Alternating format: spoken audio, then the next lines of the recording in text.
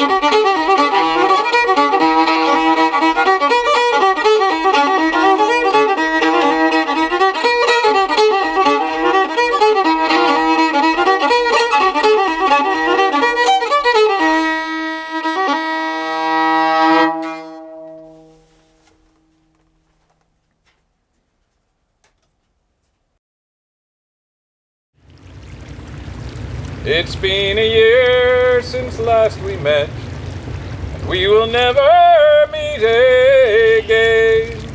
And though I've struggled to forget, my struggles were in vain. For her voice lives on the breeze, and her spirit comes at will. In the midnight on the seas, her bright smile haunts me still. In the midnight on the seas, her bright smile haunts me still. So I was born in Toronto and then moved up to Manitoulin Island when I was a very small baby, so I moved to Providence Bay, which is on the shores of the south shore of Manitoulin, and so I grew up listening to the rolling waves coming in, and they'd be always in the background. A lot of times, going to sleep at night, I'd be lying in bed, 4-year-old kid lying. I can remember like it was yesterday, just lying there and thinking, wow, I didn't ever think I'd be away from that, so. Now we're here on Wolfe Island, and I think that has a lot to do with it, because when I step out the door, I don't realize what weight is on my shoulders, whatever it is. And then as soon as I step outside, I hear the waves and the wind, and it just lifts right off me, and I can say, okay, I just stand outside for 30 seconds and go back in. I can get back to work and do whatever I have to do. Every danger I have known that a reckless life can fill, though her presence it is known, her bright smile haunts me still, and though her spirit it has flown, her bright smile haunts me still.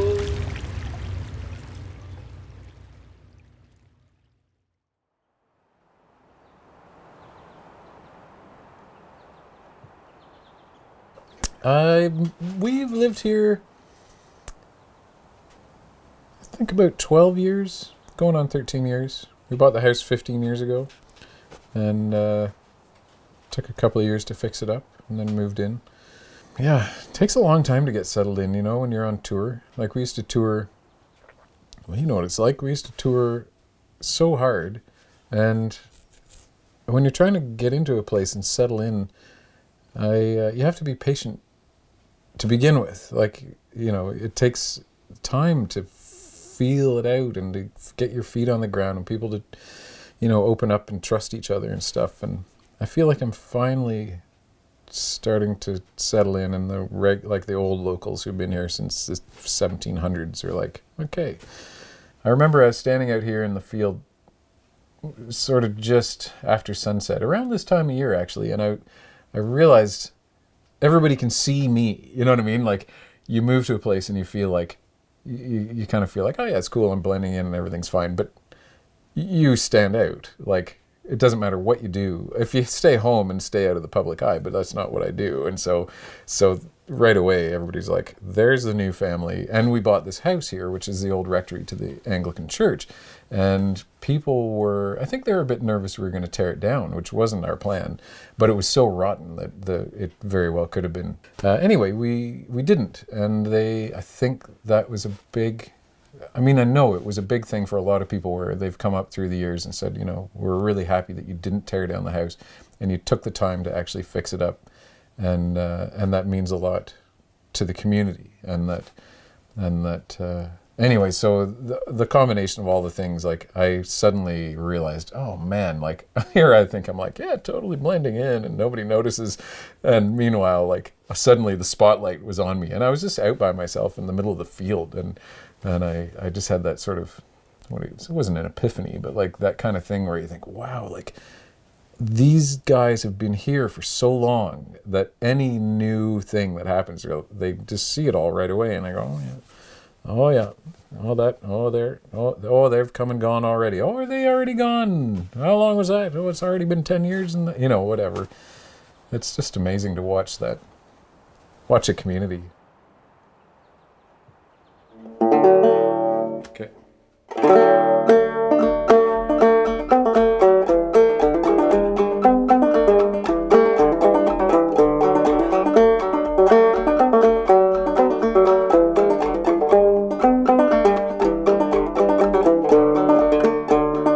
Oh, my dearest Molly, it's you and I must part. I'm going across the ocean, love, and I leave you with my heart. My ship is now waiting, so fare thee well, my dear. Going on board the vessel, a bold privateer. Who will go with me? Oh, who will go with me? Who will go with me, my love? I'm going across the sea. Who will go with me? Who will go with me? Who will go with me, my love? I'm going across the sea.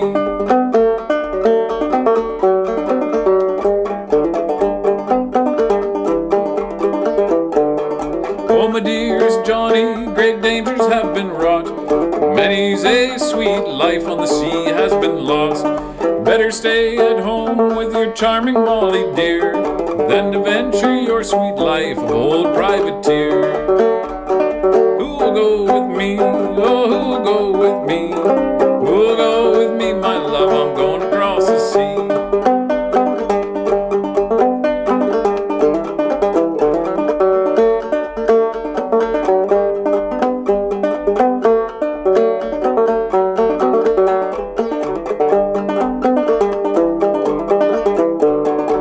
My dearest Molly, your friends do me despise.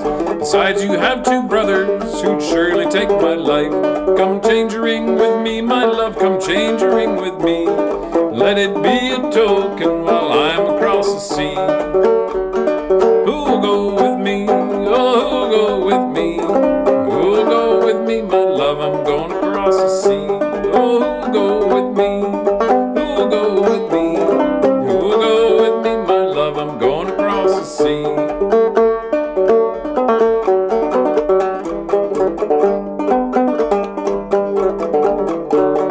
Oh, when the war is ended, should heaven spare my life, I'll return home to my intended wife. Then I'll be married to my charming Molly, dear, and forever bid adieu to the bold privateer. Who will go with me?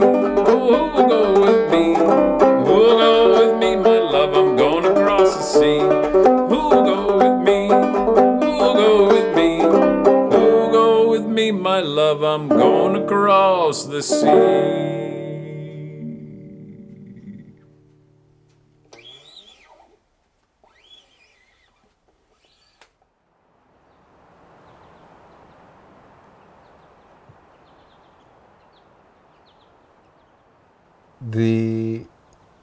Being a fiddler is one thing, and being a drummer and being an accompanist is one thing, but I really wanted to start being able to sing songs and sing them all the way through and tell a story so that I could sit down with anybody, like any age group, and preferably mixed group of people, and play for dances and tell stories through either actually storytelling or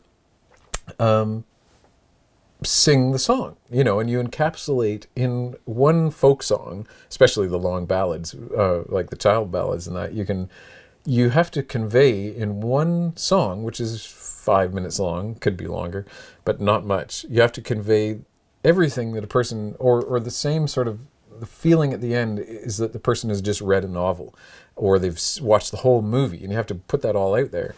And my mum is a really great singer. She can sing like crazy, and she yodels. I learned to yodel at a very young age, but she could never remember the words, and it drove me crazy. So I just sort of thought, well, it's just not in my gene pool. Like I'm just not but then it turns out my dad this whole time was just not singing, and he can sing really long old songs, I told myself I want to be a storyteller. Like I am a storyteller by nature somehow. I just talk a lot, and I thought what I want to do is be able to start singing a song from the beginning all the way to the end, and be able to do it totally by myself. And that led me down that path, being the guy, being able to tell the story so that it's giving these people an experience in a place to escape a bit, or whatever, and provide that for people.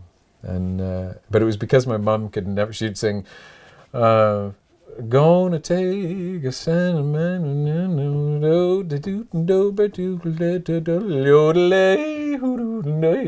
and she would just, and I'd be like, okay, what actually happened in this? And so I swore that I was going to fix that. I'm going to see if I could overcome this, and I'm doing okay. Like, we'll see if we'll see.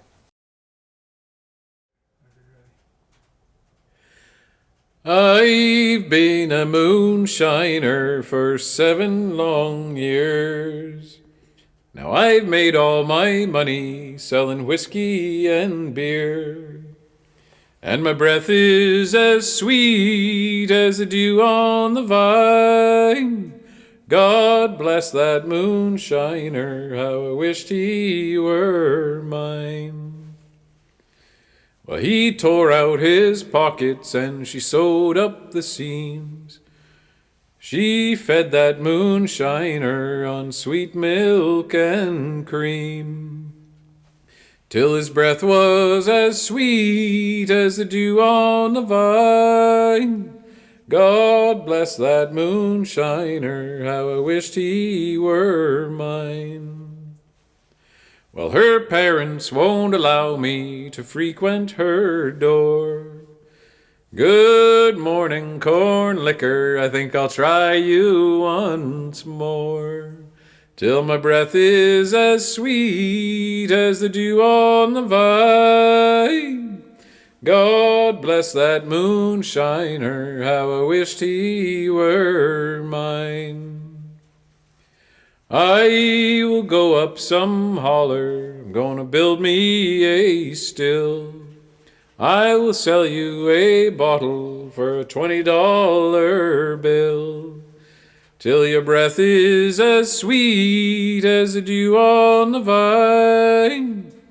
God bless that moonshiner, how I wished he were mine. I've been a moonshiner for 7 long years. I've made all my money drinking whiskey and beer. And my breath is as sweet as the dew on the vine. God bless that moonshiner, how I wished he were mine.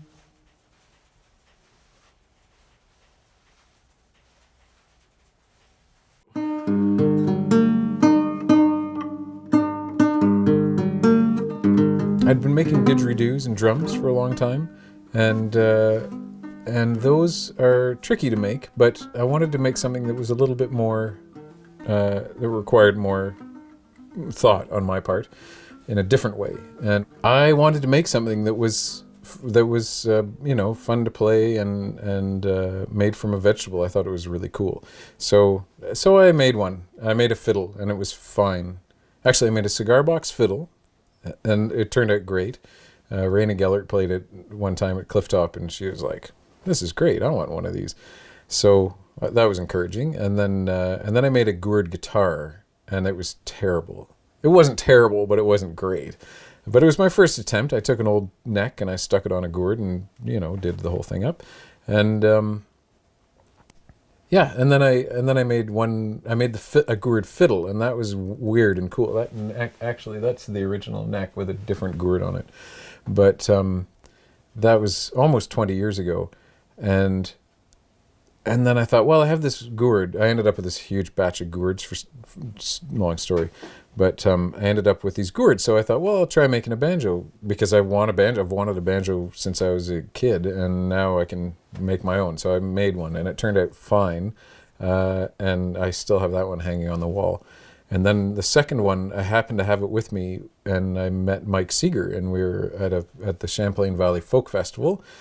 Mike Seeger borrowed my banjo for a few concerts and loved it and talked all about it on the stage and everything. And I thought, holy cow, if Mike Seeger is playing my banjo for real on stage in front of thousands of people, this is good. I should keep doing this. So I did. And I just love how they sound. And I love that it takes the banjo back. It helps people, recognize that they're actually based on an African instrument that came here, and it was an instrument that was created in North America, but it was created from the memories and ideas of instruments that were similar throughout sort of Western and Central Africa.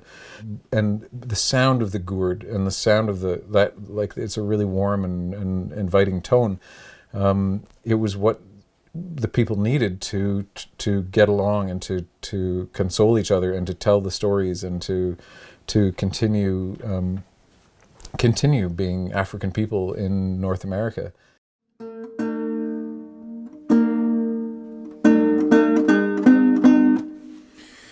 Get up in the morning.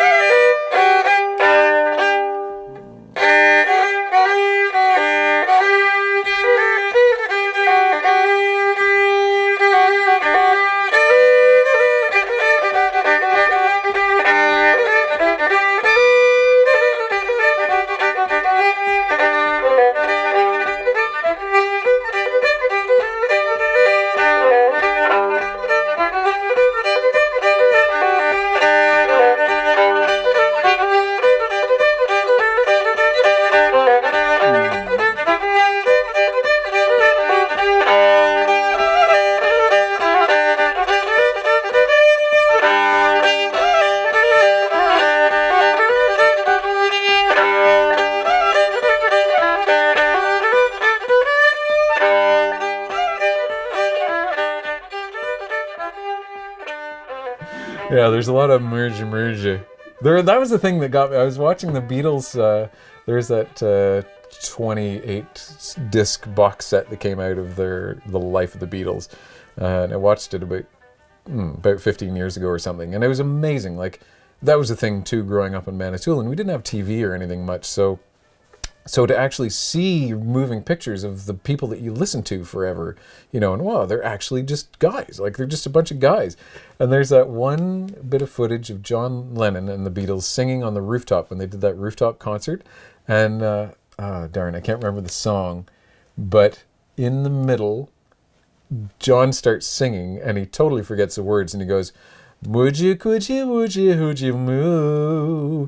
And you see Paul McCartney look over and he's like, and they roll their eyes, and then he gets back on track. And I thought, man, if John Lennon can stand on a rooftop singing this for the world to hear it forever and sings would you, could you, would you, woo, instead of what he was supposed to sing, no problem.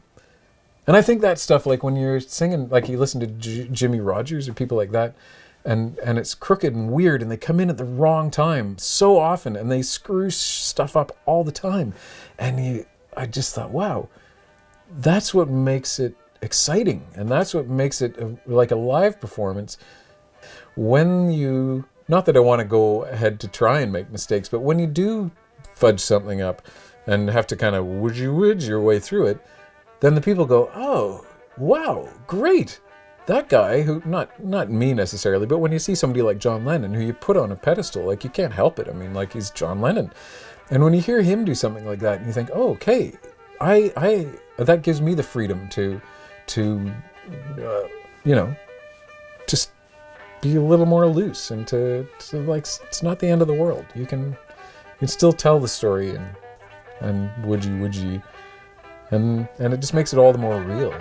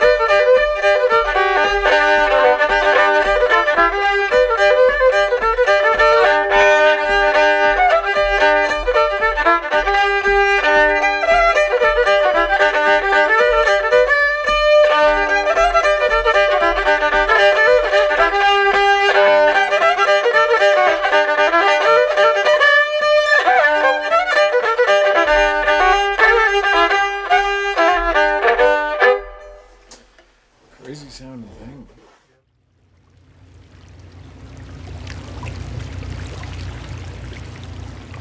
We live a quiet life over here, and the town's there, and it's pretty. You can see it twinkling in the night over the ice, and you can see it in the morning when the sun shines on it and lights it all up. It's nice because I lie in bed and I can look out over the water, and I see it in the sunlight with the reflecting in all the buildings, and it looks like it could be somewhere in England or some other place, and I just think, I have no idea where I am right now. It's just, Manitoulin now has some good restaurants. We always had the Hub, and which is like Ernie's, like it's a kind of a diner restaurant. We had a Grandma Lee's that came in around 1979, and but here you can, especially in the summer, it's about a 7-minute walk from my door down to the boat.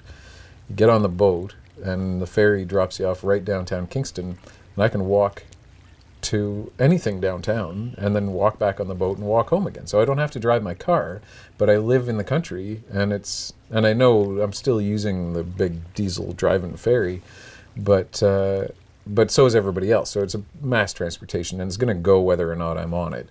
Manitoulin, beautiful and a little bit out of the way, and you can really get stuck up there in the winter. Like, the roads are a bit better now, but when I was growing up there, the winter comes and you're home. Like, you don't go anywhere, and then everything thaws and you can go back out again. But here I can go to town and have Thai food and come back in the same day, and it's like I've gone to another world. But yet home is really like, it's like Manitoulin, and it's like, it's country. I mean, it's country living, and really at its best.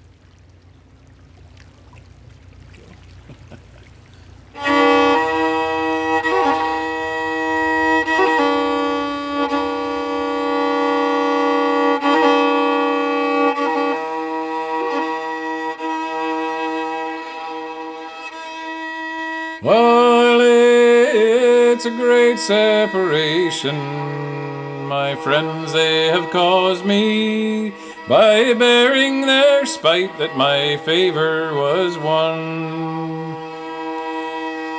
It's a great separation, likewise a vexation, there's no turning back from what we have all done. Eat, drink, and be jolly, care not for folly, drown away sorrows in a bottle of wine.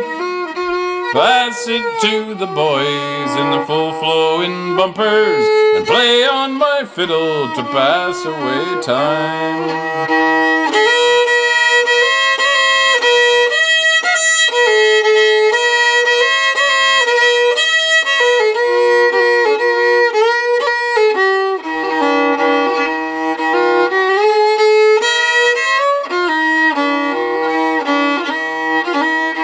Adieu to Wolfe Island, I'm bound for to leave you, to seek my heart's fortune in some foreign land, where bottles and glasses are my greatest comfort, and when we do meet we will join heart and hand. Eat, drink, and be jolly, care not for folly, drown away sorrows in a bottle of wine.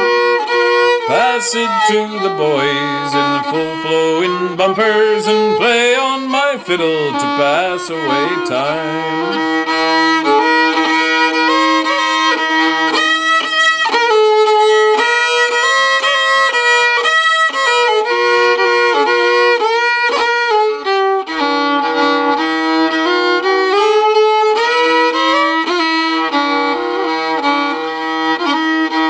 Farewell to my friends and to my good old neighbors, likewise to the girl that I'll never see more. For this world it is wide, and I'll range it with pleasure. Now I don't care for no one that don't care for me.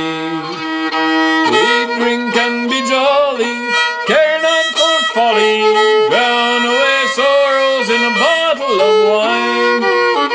Pass it to the boys in full flowing bumpers, and play on my fiddle to pass away time.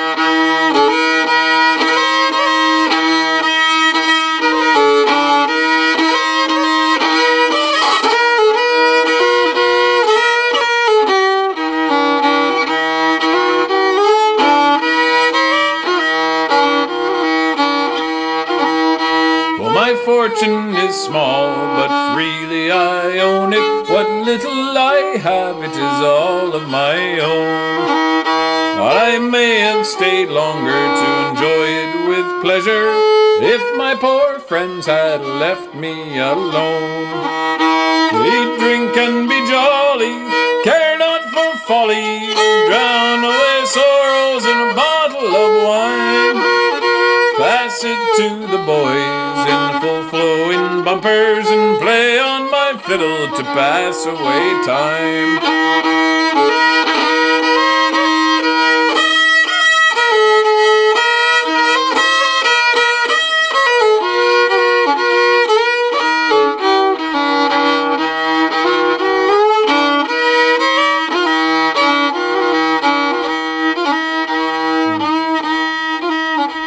I've money aplenty to bear my expenses.